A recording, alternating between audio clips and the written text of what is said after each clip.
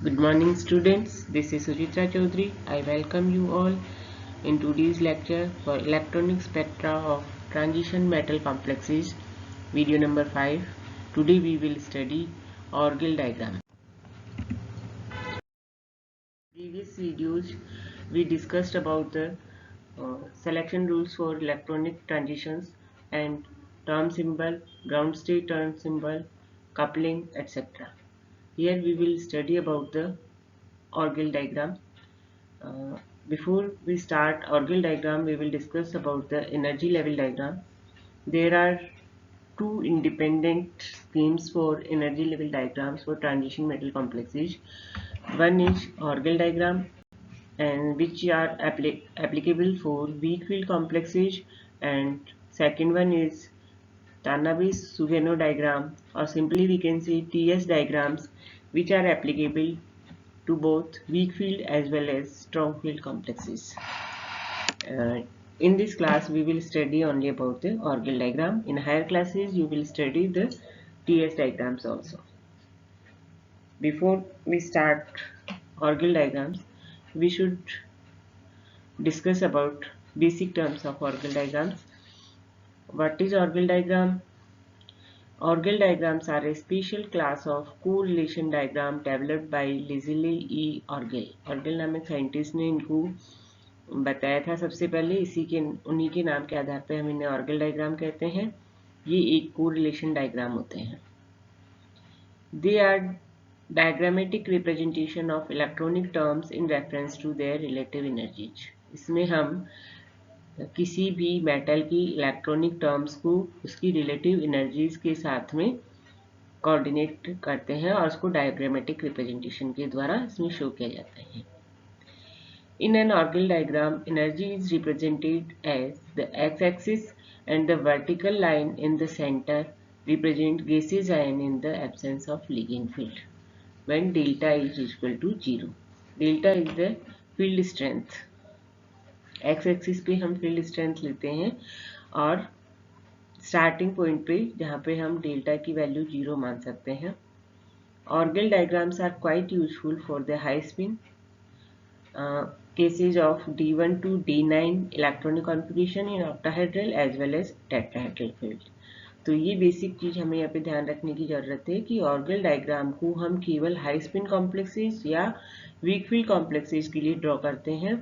सभी D1 से D9 electronic configuration के लिए इसे ड्रॉ किया जाता है और both configuration octahedral as well as tetrahedral field के लिए हम ऑर्गल डायग्राम ड्रॉ कर सकते हैं। They are quantitative in nature and thus utilized in understanding the symmetry states of the highest spin multiplicity along with observable spin allowed transitions. इसमें हम highest spin multiplicity वाली ground state term का use करते हैं और same multiplicity वाली सभी terms के अंतर्गत हम इसमें ट्रांजिशंस की स्टडी करते हैं। In this diagram, the splitting of dn is the same as for dn plus 5 and the opposite to that for d10 minus n. यह भी एक बेसिक पॉइंट है ऑर्गल डायग्राम के लिए जो हमें यहाँ पे ध्यान रखने की जरूरत है कि dn कॉन्फ़िगरेशन और dn plus 5 कॉन्फ़िगरेशन के लिए सेम डायग्राम देखने को मिलता है और d10 minus n कॉन्फ़िगरेशन के लिए उसका अपोजिट डायग्राम हम यहाँ पर देख पाते हैं। सेम सिचुएशंस होती है दोनों ही कॉन्फ़िगरेशन में, ऑक्टाहेड्रल और टेट्राहेड्रल में, और ऑक्टाहेड्रल से टेट्राहेड्रल का रिवर्स डायग्राम देखने को मिलता है। Labels on the Orgel diagram do not include spin multiplicity or the symmetry subscript labels for the octahedral cases but have to be specified when we discuss electronic transition for the complexes possessing center of symmetry. Orgel diagram का जब हम label करते हैं तो उसमें हम spin multiplicity को include नहीं करते हैं, सिमेट्री सबस्क्रिप्ट लेबल्स को भी नहीं इंक्लूड करते हैं ऑक्टाहेड्रल केसेस के लिए, लेकिन जब हम इलेक्ट्रॉनिक ट्रांजिशंस को पढ़ते हैं तो इन सब चीज़ों को कंसिडर करते हैं। These diagrams are important in understanding the spectral, optical and magnetic properties of the transition metal complexes.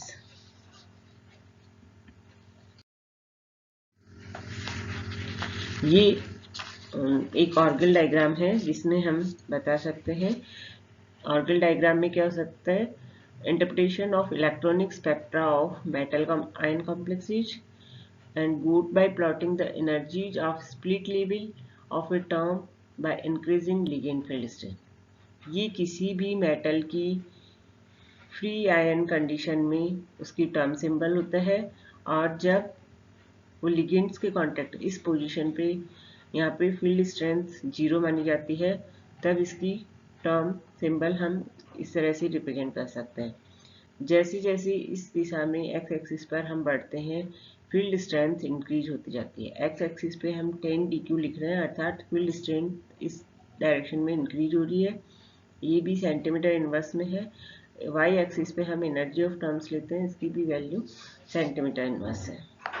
तो जब वाई एक्सिस पे हम आगे बढ़ते हैं तो इसमें फील्ड स्ट्रेंथ बढ़ती जाती है, और फील्ड स्ट्रेंथ बढ़ने पर जो टर्म सिंबल है इसमें स्प्लिटिंग होती है।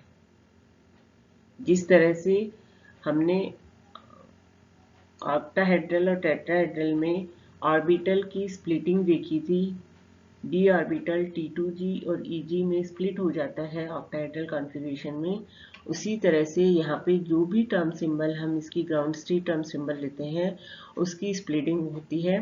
और टर्म सिंबल्स की स्प्लिटिंग को मॉलिक्यूलर सिंबल्स में जिस तरह से होती है वो हम प्रीवियस वीडियो में डिस्कस कर चुके हैं। यदि S capital S term symbol है तो A1G में स्प्लिट होती है, P है तो T1G ट्रिपल टी जनरेट होता है, तो इसलिए इसको T1G कहते हैं। अगर D है तो वह T2G और EG में स्प्लिट होता है। इसी तरह से F है तो A2G, T1G और T2G में स्प्लिट होता है। These diagrams are only applicable for weak field cases and can predict only spin allowed transition. Transitions are assumed to occur from the lowest energy level. This one is the summary of Orgel diagram. In point से हम इसको आसानी से समझ सकते हैं। First point है Dn and Dn+5 have the same diagram for octahedral field. यदि हम यहाँ पे ध्यान दें D1 एंड D6, ये आपका y एक्सिस है, ये x एक्सिस है, ये अपोजिट साइड में x एक्सिस है। ओके, ये हमने कोई यहाँ पे इस पोजीशन पे लिगेंड फील्ड 0 है, और यहाँ पर इसका टर्म सिंबल मान लीजिए D है। इसको हम स्पिन मल्टीप्लिसिटी यहाँ पर नहीं शो कर रहे हैं क्योंकि हम डिफरेंट कॉन्फ़िगरेशन के लिए यहाँ पर बात करते हैं। तो यदि Dn और Dn+5 दैट मीन्स D1 और D6 ऑक्टाहेड्रल लेते हैं तो इस राइट हैंड साइड में D1 D6 ऑक्टाहेड्रल कॉन्फ़िगरेशन का ऑर्गल डायग्राम होगा। लोअर स्टेट T2 होगी, हाई स्टेट E होगी। ऑक्टाहेड्रल है तो T2G और EG। D की जो स्प्लिटिंग होती है, D टर्म सिंबल की स्प्लिटिंग होती है वो T2G और EG में होती है। T2G मीन्स ट्रिपली डी जनरेट और E मतलब double D generate. Second, Dn and Dn+5 have the same diagram for tetrahedral. इसी तरह से अगर टेट्राहेड्रल फील्ड लेते हैं तो उसमें भी Dn और Dn+5 का सेम डायग्राम होगा, जैसे D4 and D9 for tetrahedral. तो ये डायग्राम जो है D1 D6 ऑक्टाहेड्रल के लिए भी है और D4 D9 टेट्राहेड्रल के लिए भी है। इसे आगे हम और डिटेल में डिस्कस करेंगे कि ये सभी के लिए सेम डायग्राम किस तरह से है। थर्ड है Dn and Dn+5 in an octahedral field is reverse to that of Dn and Dn+5 for tetrahedral field। Tetrahedral field का जो Dn एंड Dn+5 है, मान लीजिए ये D1 D6 टेट्राहेड्रल है और ये D1 D6 ऑक्टाहेड्रल है, तो ये दोनों एक दूसरे के रिवर्स होते हैं। ऑक्टाहेड्रल में लोअर स्टेट पे T2, हाई स्टेट पे E है, तो टेट्राहेड्रल में उसी कॉन्फ़िगरेशन में लोअर स्टेट पे E एंड हाई स्टेट पे T2 है। Dn of octahedral field is same as that of D10-n of tetrahedral। Same Dn अगर हम लेते हैं तो octahedral is reverse of the tetrahedral, but यदि Dn और D10-n की यदि हम बात करते हैं, जैसे D1 है तो 10-n D9, D1 octahedral and D9 octahedral का सेम ऑर्गल डायग्राम होगा। इसी तरह से Dn of tetrahedral field is same as that of D10 minus n. मान लीजिए हम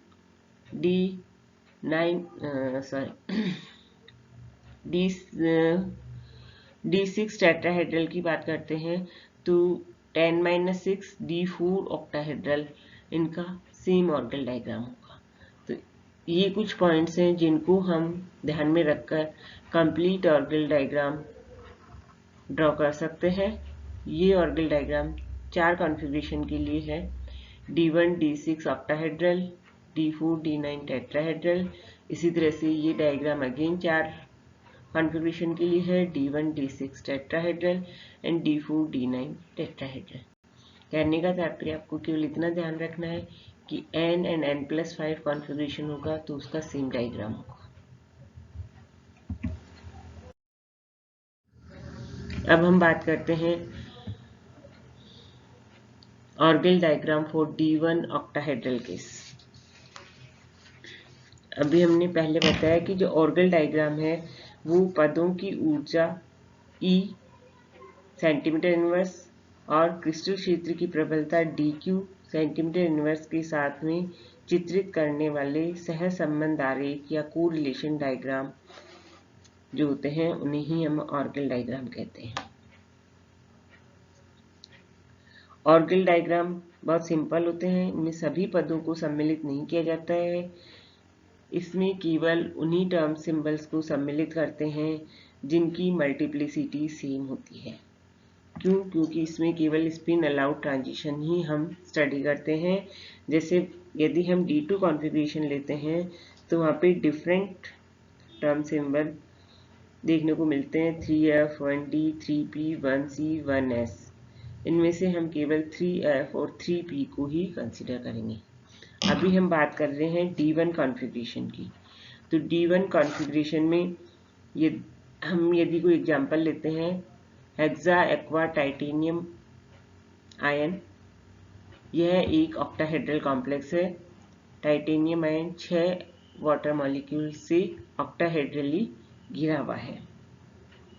इसमें टाइटेनियम +3 मेटल है। यदि हम फ्री मेटल की बात करते हैं तो टाइटेनियम +3 मेटल आयन है जिसका इलेक्ट्रॉनिक कॉन्फ़िगरेशन D1 है। तो the crystal field splitting will lead to lifting of degeneracy of the 5d orbitals and thus lower T2g level will now be occupied. D1 configuration है, लेकिन जब यह 6 ligand के contact में आता है तो क्रिस्टल फील्ड स्प्लिटिंग होती है, d ऑर्बिटल को स्प्लिट हो जाते हैं और ऑक्टाहेड्रल कॉन्फ़िगरेशन में जैसे कि हम जानते हैं लोअर स्टेट भी T2g ऑर्बिटल होंगे, हायर एनर्जी स्टेट भी Eg होंगे। तो इसका जो कॉन्फ़िगरेशन होगा वो T2g1 Eg0 कॉन्फ़िगरेशन यहाँ पर होगा। और जब यह कॉम्प्लेक्स, क्योंकि अब यह एक कॉम्प्लेक्स आयन में कन्वर्ट हो चुका है 6 वाटर मॉलिक्यूल के साथ में जुड़ करके, और जब इस कॉम्प्लेक्स आयन पर हम लाइट बम्बार्डमेंट करते हैं, अर्थात एब्जॉर्प्शन ऑफ लाइट इसमें यदि होता है, तो T2g1 Eg0 कॉन्फ़िगरेशन से इलेक्ट्रॉन एक्साइटेड होकर के हायर एनर्जी की Eg ऑर्बिटल में ट्रांसफर हो जाता है और कॉन्फ़िगरेशन हो जाएगा T2g0 Eg1, अर्थात एब्जॉर्प्शन ऑफ लाइट पे इसके इलेक्ट्रॉनिक कॉन्फ़िगरेशन में ये चेंज हो जाएगा। तो the ground state free ion term for the configuration can be calculated as follow. तो जब भी किसी भी कॉन्फ़िगरेशन का हमें ऑर्गल डायग्राम बनाना होता है तो सबसे पहले हम उसकी ground state term free ion term calculate करते हैं। ग्राउंड स्टेट कैलकुलेट करना, हालांकि हम प्रीवियस क्लासेस में इसको स्टडी कर चुके हैं, फिर भी ब्रीफली हम इस कॉन्फ़िगरेशन के लिए यदि देखते हैं तो total orbital angular momentum L यदि हम निकालें, क्योंकि यहाँ पे 1 इलेक्ट्रॉन है तो L की वैल्यू होगी 2। Total spin angular momentum value की यदि हम बात करते हैं तो 1 इलेक्ट्रॉन है, अनपेयर्ड है, तो उसका स्पिन मोमेंटम वैल्यू होगा हाफ, और स्पिन मल्टीप्लिसिटी 2s+1 की तरह कैलकुलेट करने पे आती है 2।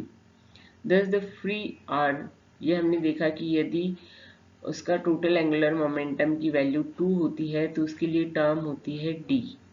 ये हम पीछे भी डिस्कस कर चुके हैं। s के लिए 0, p 0 के लिए s टर्म होती है, 1 के लिए p टर्म होती है, और 2 के लिए d टर्म होती है, और 3 के लिए f। तो यहाँ पर ऑर्बिटल एंगुलर मोमेंटम 2 है, तो इसकी टर्म होगी d, और स्पिन मल्टीप्लिसिटी है 2, तो इसकी ground state term for this configuration will be 2d।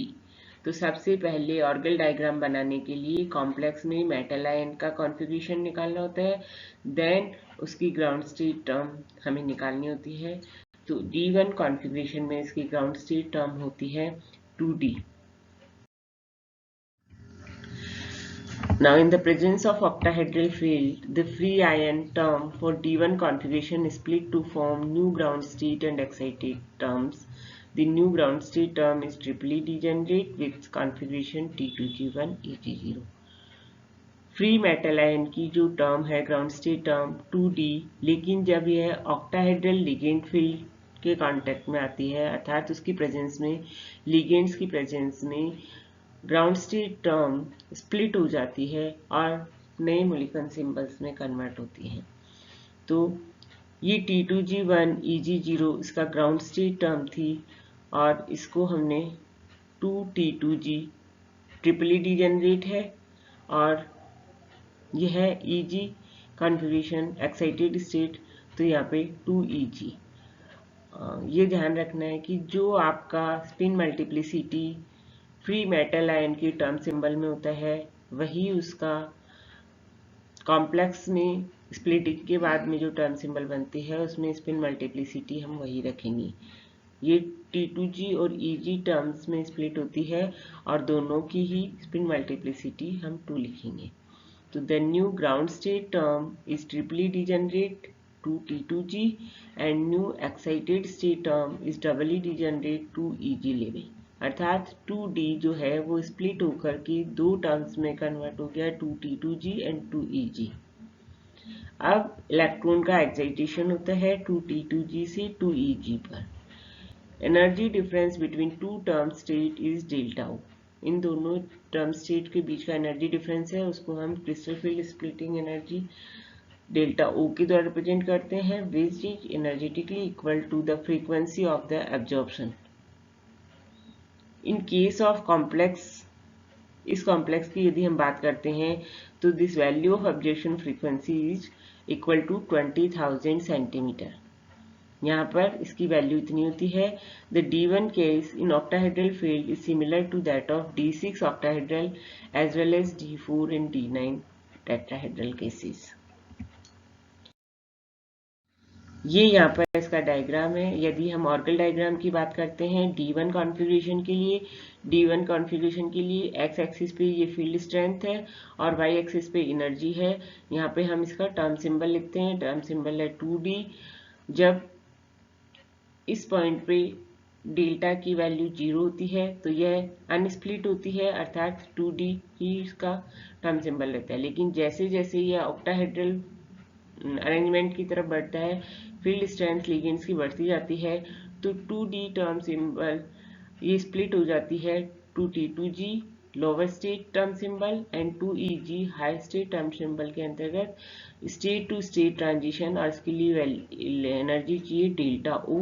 और यदि हम एक पर्टिकुलर कॉम्प्लेक्स की यहाँ पे बात कर रहे हैं हेक्सा एक्वा टाइटेनियम आयन, तो उसके लिए इलेक्ट्रॉनिक ट्रांजिशन स्पेक्ट्रा कुछ इस तरह से होगा, और ये जो पीक होती है ये आती है 20,000 सेंटीमीटर इनवर्स पर visible absorption spectrum of hexa aqua titanium ion, और इसकी ये पीक 20,000 सेंटीमीटर इनवर्स पे यहाँ पे हमें पीक देखने को मिलती है।